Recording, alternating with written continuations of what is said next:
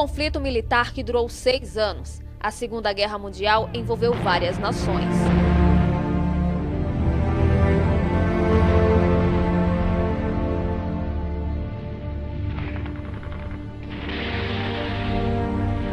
Um embate que começou em 1939, onde as forças alemãs de Adolf Hitler tentavam dominar o mundo. Segunda Guerra Mundial. Me conte um pouco dessa história. Bom, a Segunda Guerra Mundial foi uma das maiores catástrofes da história da humanidade, né? Ela promoveu uma violência escalar global. E aí a gente começa a perceber que as pessoas no Brasil, elas pensam a Segunda Guerra Mundial sempre como uma realidade distante. As pessoas pensam em Hitler, campo de concentração, Pearl Harbor, Batalha de Stalingrado ou Dia D, por exemplo. Mas nunca pensam uma guerra próxima de nós. Então, falar da Segunda Guerra Mundial é pensar numa guerra também que envolveu os brasileiros. Eu acho que é interessante a gente ampliar o olhar para isso também. Aqui em Sergipe, como é que foi? Como é que foi para a população aceitar isso? Como é que a população vivenciou esse drama aqui em Sergipe? Os navios entravam e saíam do estuário do Rio Sergipe e os aracajuanos tinham uma relação com esses navios a vapor.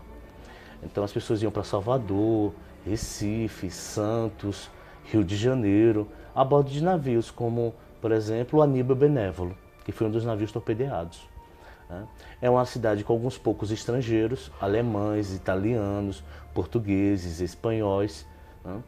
E era uma cidade muito tranquila. Tinha problemas como qualquer cidade nos anos 40 do Brasil, né? Mas a guerra é uma situação de anormalidade. E essa situação de anormalidade, a pessoa perde a civilidade e passa, no caso, a desconfiar que inimigos estavam infiltrados dentro da sociedade sergipana.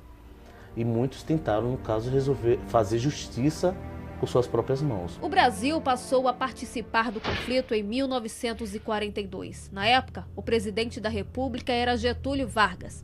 Em fevereiro daquele ano, submarinos alemães e italianos iniciaram o torpedeamento de embarcações brasileiras no Oceano Atlântico. A pacata capital sergipana viveu dias assombrosos. Era a guerra que invadia sua paz. Clima de medo e de pavor. Os aracajuanos esperavam seus parentes chegarem no Aníbal Benévolo e esse navio não chegava. E aí o capitão de esportes na época, Gentilhomem de Menezes, ele pediu aos pilotos que sobrevoassem o litoral sul de Sergipe para ver se encontrava o Aníbal Benévolo. E aí o que eles viram? Pessoas se debatendo na água, destroços flutuando. E eles perceberam que algumas vítimas estavam chegando às praias. Então aí eles resolveram pousar com seus aviões na maré baixa, né, porque a Praia de Sergipe faz uma pista improvisada na maré baixa. E aí esperaram o náufrago chegar na praia. E aí foi o cozinheiro do Aníbal Benévolo. Ele falou que o navio de repente explodiu. Ele achava que era a maquinaria do navio que explodiu. E os pilotos ofereceram carona no navio para levá-los a Aracaju. Ele disse que na vida nunca entraria em nada que tivesse motor. Essa primeira vítima não sabia que o navio tinha sido torpedeado. Eles voltaram e disseram que o navio sofreu um naufrágio. À tarde, os pilotos, liderados por Walter Batista, é o nome do presidente do aeroclube da época, né? Ele sobrevoa e vê mais pessoas chegando. Posa de novo o avião. São vítimas de outro navio, o Baipendi. Aí esses revelaram para ele que se tratava de um ataque de submarino. E aí eles voltaram, alertaram e aí de repente a notícia começou a ganhar amplitude. 5 navios mercantes foram torpedeados, homens, mulheres, crianças. Uma fatalidade que matou mais de 600 pessoas. Foram 3 torpedeamentos em Sergipe. O nome dos navios: Baipendi, Araraquara, Aníbal Benévolo.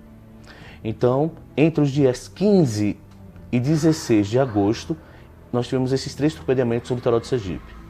O submarino desce e vai atacar na Bahia o Itagiba e o Arará. Desce mais um pouco, ele atacou esses navios na Bahia, no Morro de São Paulo, desce mais um pouco e vai atacar na região de Itacaré, o Jacira, né? E aí nós temos, nesse conjunto de naufrágios, o Brasil reconhece, as Forças Armadas reconhecem, o presidente Getúlio Vargas reconhece atos de guerra na costa do Brasil. E aí nós temos uma configuração de medo, nós temos uma declaração de guerra formal do Brasil, Alemanha e Itália, por causa desses naufrágios. E aí a gente percebe a dinâmica de apropriação desse acontecimento. Como assim, dinâmica de apropriação? Um afundar de navio, um acontecimento militar vivido por uma coletividade e o Brasil sendo alçado à condição de vítima da guerra submarina. O Brasil agora começa oficialmente mesmo a participar da Segunda Guerra Mundial, por causa desse conjunto de acontecimentos.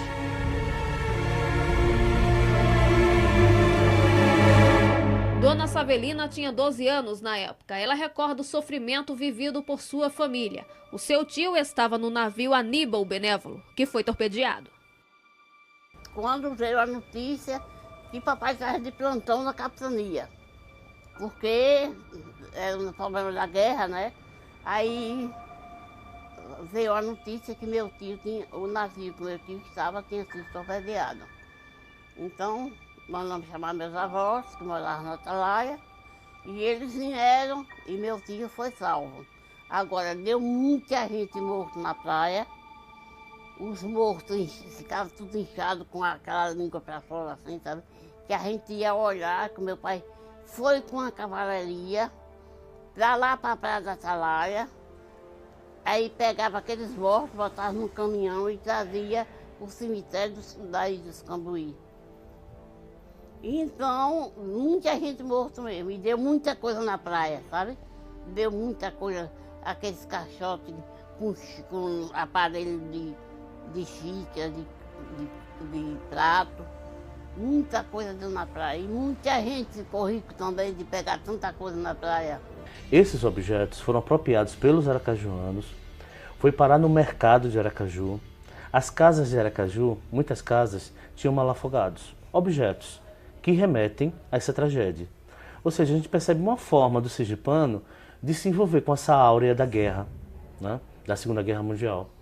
E aí, por exemplo, Zé Peixe, ele rememorou na época homens e mulheres que pegavam tecido e faziam roupas para si dos malafogados. E aí os aracajuanos brincavam entre si, tá vestido dos malafogados, né? E aí Zé Peixe dizia que o pessoal comentava uré, uré, uré, tibum, para dizer que era do navio que afundou, né?